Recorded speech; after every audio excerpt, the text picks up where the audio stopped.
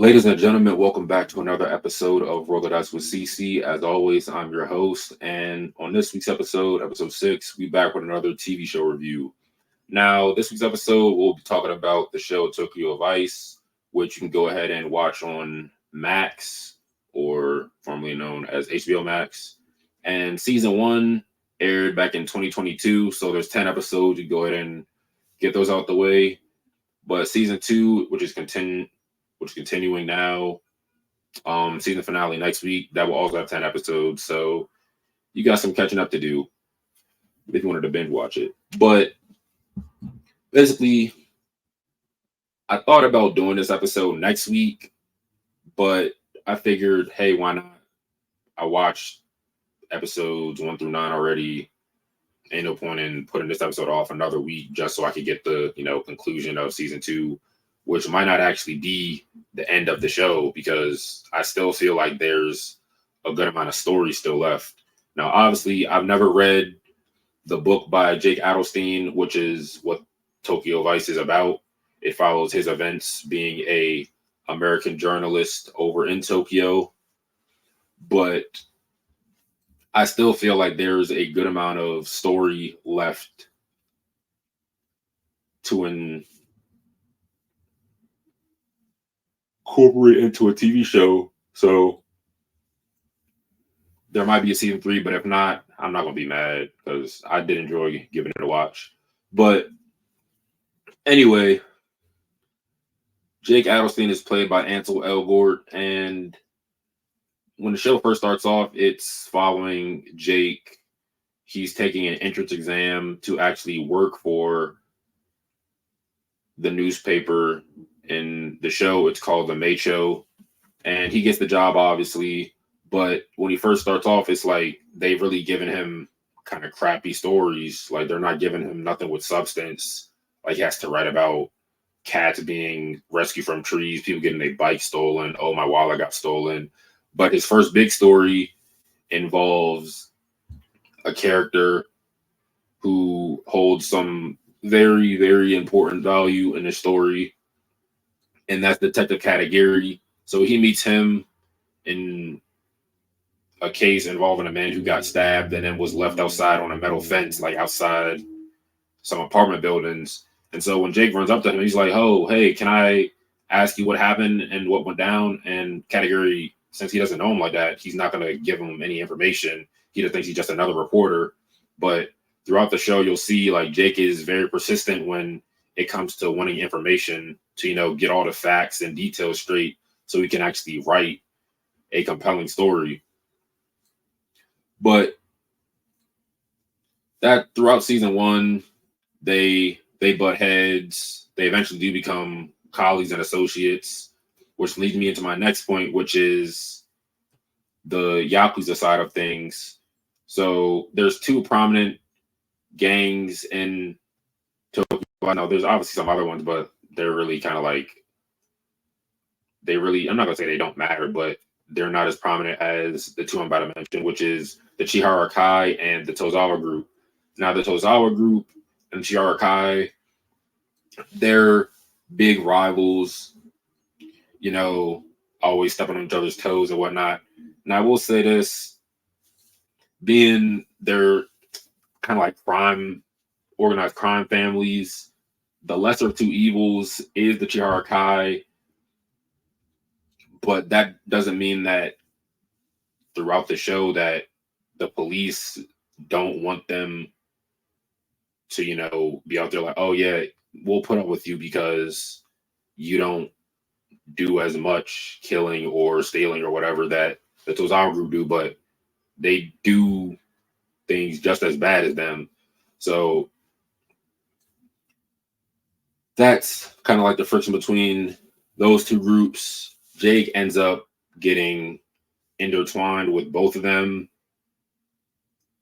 And now they're not for the wrong reasons for both. Now, for the Tozawa group, he does want to bring down their chairman, known as Shinzo Tozawa. He's like the head founder. But the thing about him is he kind of married into that family. Like his wife, I think her name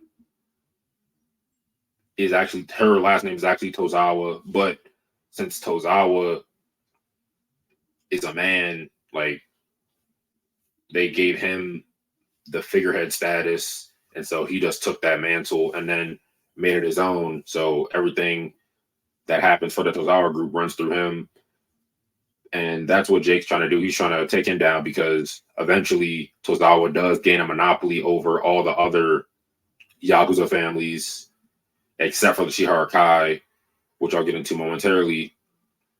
But yeah, Tozawa gets a monopoly, and pretty much everything has to come through him, whether it's tribute or taxes or whatever, or just,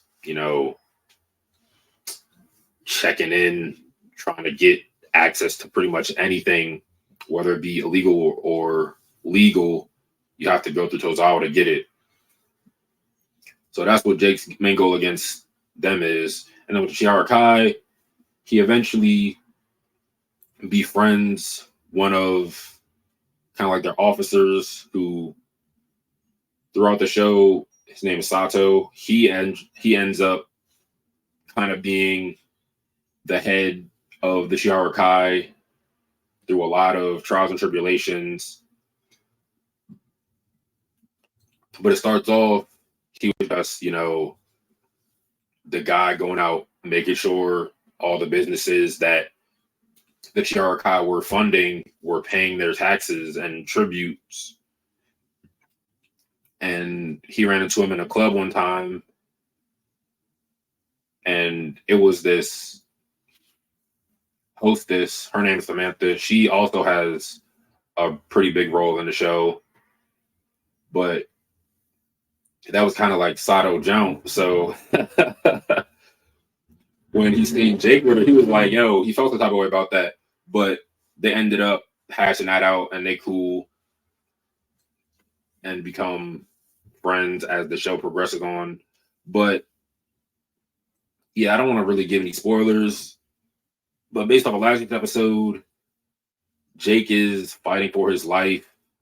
He is eventually, well, I'm not gonna say eventually, he does get the information to kind of get Tozawa off the map for good, but Tozawa is obviously very aware of that, so he sent his men to, put an end to Jake and also the Chihara Kai, because they're kind of spread out way too thin. Because earlier in season 2, this is another spoiler,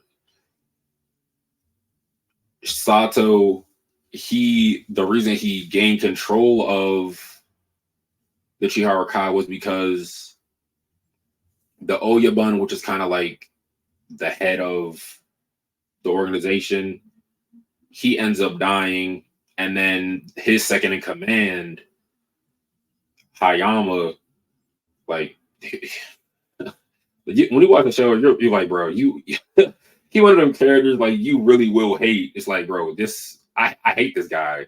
But Hayama, he takes control of the organization after the original Oyabun dies, and Hayama is kind of like a hothead, so he's always rushing into things without thinking, kind of. So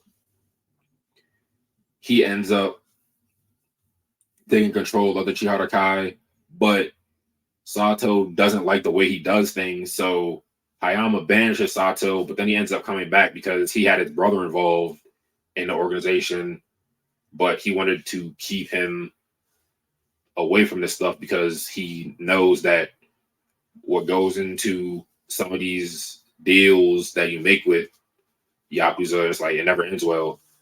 So Sato ends up killing Hayama, and then he becomes the sole kind of leader of Chihara Kai for the time being. And now he has a job to protect Jake because their interests align. They're trying to get rid of Tozawa, and Jake is trying to get rid of Tozawa. So since the interests align, Jake goes up to Sato. He's like, hey, can you protect me? Because I have this story that I'm writing that is in both of our best interests if I'm able to write it. So that's basically what's been happening like the last couple of episodes for season two. Obviously, season two's finale is next week. I was saying a little bit earlier, I kind of think there will be a season three, but I wouldn't be mad if there's not because it was still a good watch, whether or not they decide to continue the story. But that all depends on what happens in next week's episode. But that's all I got for y'all guys today. As always, take a chance, take a gamble. But remember, as long as you roll the dice, we all good. I'm out. Peace.